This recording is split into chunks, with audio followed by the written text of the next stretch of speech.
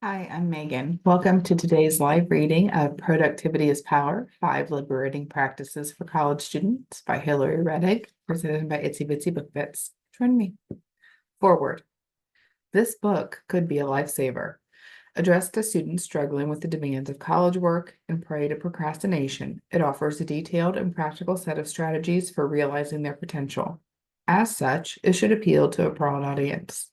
How many students today feel stressed by college workloads? Far too many.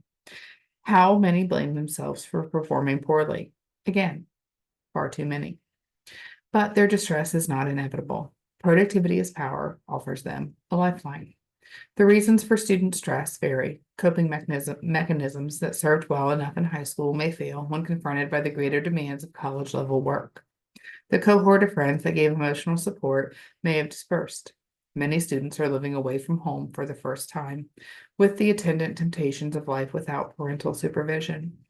Added to this mix is the fact that asking for help can be hard, especially if you have never needed help before. But the main enemy, the author argues here, is perfectionism. Students want to do well, know they are underperforming, and then blame themselves, procrastinate, or both. Procrastination postpones what may seem an inevitable failure, yet also triggers a cascade of self-blame and further diminished performance. Simply put, self-punishment is a terrible motivator. There has to be a better way to succeed. As this book makes clear, college support services and concerned faculty do offer counsel and guidance toward this goal, but their efforts are constrained by a lack of resources and time. Sadly, student demands for services often exceed the capacities of those equipped to offer them. No one on campus, least of all faculty, can do everything expected of them in the time available. Teaching, research, family obligations, committee services, and, one hopes, self-care all claim a part of faculty's daily schedule.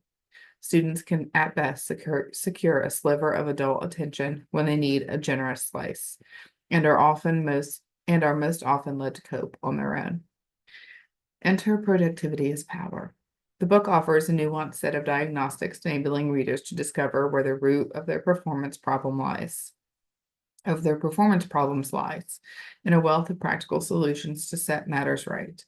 And whereas it offers students the tool and help they need, it does so without feeding their guilt for needing help in the first place. Instead, Productivity is Power models the attitude the author wishes her readers to cultivate: kindness and understanding towards oneself, a sober analysis of poor academic performance, and confidence that one can improve. Of course, validating students for who they are while still motivating them to change requires a delicate balance between acceptance and incitement. Student self-criticism, feelings of unworthiness, or suspicion that they are perhaps the admissions committee's big mistake can easily rob them of the confidence and energy needed to address flagging productivity. Theirs is a problem that can be solved only if they believe that it's open to a solution. As Hillary Rettig herself insists, guilt is disempowering.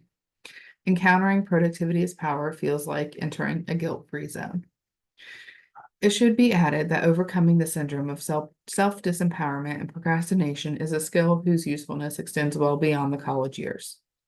If the transition from high school to college tests students' coping skills, then the transition from college to postgraduate employment tests them all the more.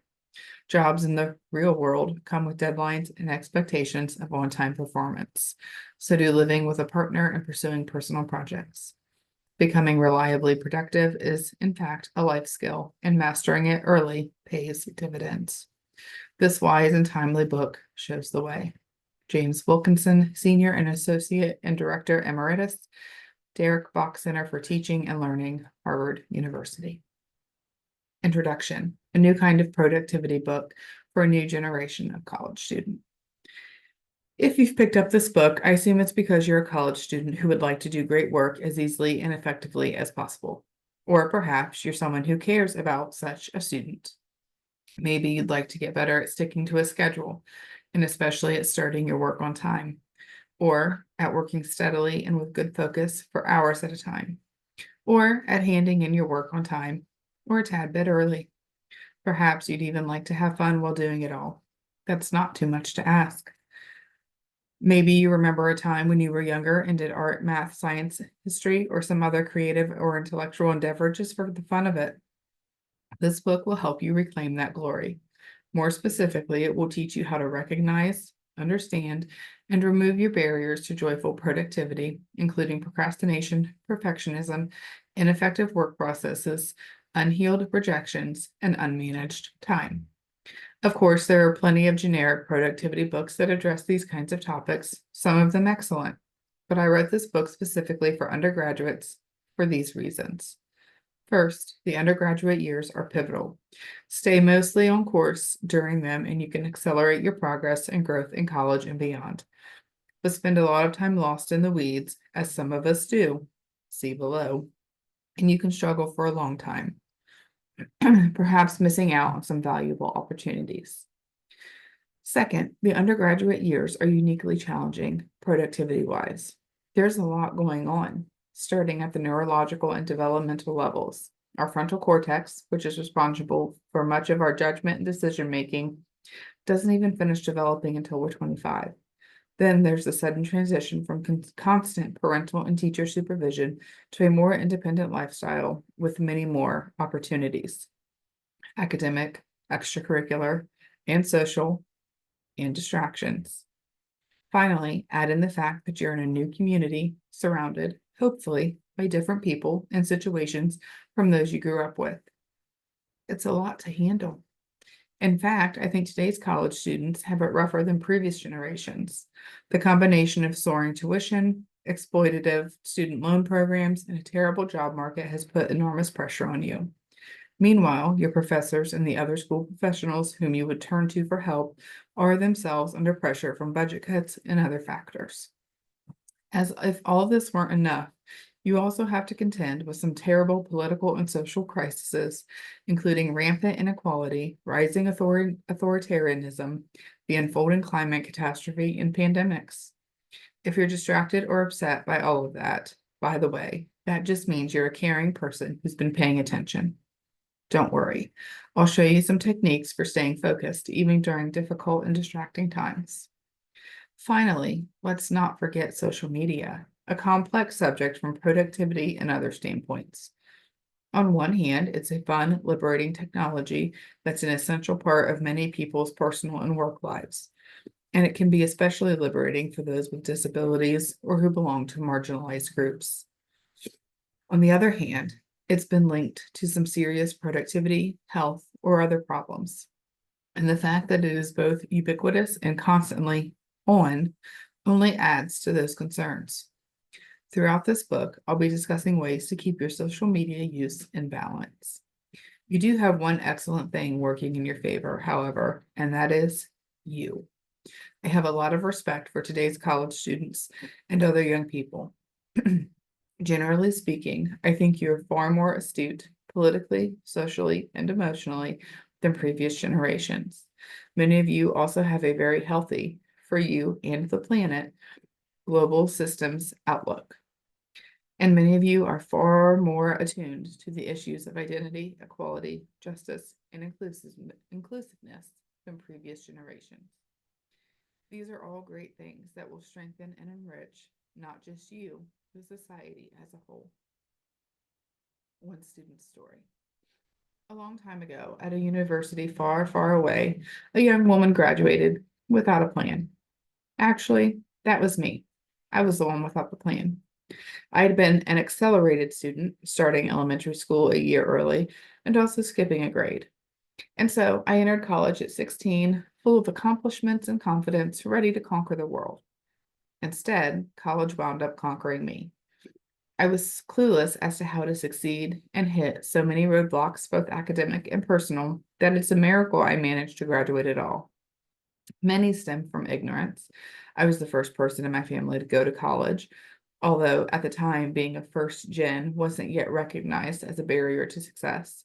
But I also had a bunch of personal and interpersonal issues I hadn't even yet recognized, much less began to work on. My grades were all over the map, and I also switched majors a lot, including in my senior year. It was pure chaos, and I felt often like pure chaos. Sure, some of my professors tried to help, but it was a large school, and I was one of thousands. So help mostly consisted of a once a semester meeting with my advisor, plus meetings with my professors or teaching assistants whenever I reached out with questions. But what do you do if you don't even know what questions to ask? What I don't remember is anyone ever sitting down with me and saying, "You look confused. Here's how it all works." I sure could have used that talk. After college, I lacked a plan, as you already know, and so I spent the next few years hanging around my pleasant college town, taking easy secretarial and administrative jobs on campus. I then spent a couple of years traveling around Europe before returning to my native New York City to write fiction, the dream. This was in the 1980s, and financially, at least, I was in the right place at the right time, since I could support myself by working a few nights a week in the word processing department of a financial services firm in Rockefeller Center. Sitting in a large, brightly lit, windowless room alongside a couple dozen other typists, dreamers, including many would-be actors, writers, artists, opera singers, etc. I spent 12 hours typing and correcting memos, contracts, reports, and other capitalist ephemera. The work was easy, my coworkers fun, and the pay outstanding, around $16 an hour, which would be around $38 an hour today. And because it was an overnight shift, the firm also paid for a luxurious town car to take me home in the morning. I loved that town car. It was easy and fun. It was an easy and fun existence. But still, I was avoiding all forms of professional accomplishment. My fiction writing was going nowhere, mostly because, for years, I wrote and rewrote the same opening of a novel over and over. Despite my confusions and disappointments, I must acknowledge my significant generational and other privileges at that time in my life. Meandering confusedly through life is a lot pleasanter when you can do all those good 1980 wages versus the starvation wages most employers pay today. Also, white privilege, able-bodied privilege, and perhaps some other privileges played a role in my ability to survive on relatively easy part-time work. Things finally started to gel for me in my 30s when I started doing freelance articles for computer magazines. This led to a job as an editor at a computer trade magazine where I wrote business profiles and case studies.